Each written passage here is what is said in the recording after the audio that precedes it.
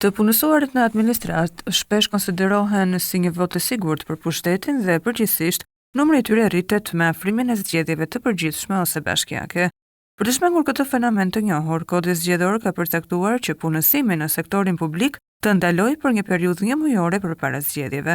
Këtë vit, ky afat përkon me datat 11 prill deri në 11 maj, kur do të mbahen zgjedhjet. Qëllimi i kësaj vendimarrje është që të garantohet një proces i drejtë zgjedhor.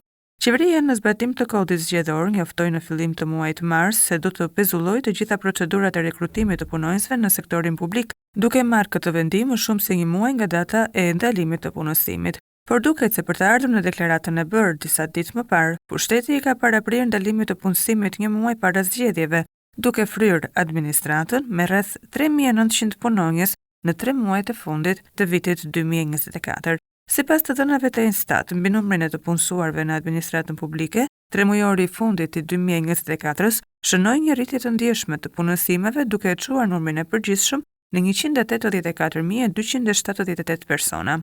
Në krahasim me tremujorin e tretë të vitit 2024, në tremujorin e fundit, rritja rezulton me 2.1% ose afërsisht me 2800 të punësuar, më shumë se në të njëjtën periudhë të një viti më parë. Pavarësisht se të dhënat flasin për deri në fund të vitit, gjasat janë se rekrutimet të kenë vazhduar edhe gjatë muajve të parë të vitit 2025. Kontradiktor është fakti se teksa qeveria shkurton numrin e ministrave dhe një numër i caktuar shërbime shofrohen online, sërish numri të punësuarve në administrat vjen në rritje në vend që të ndodhe kundërta.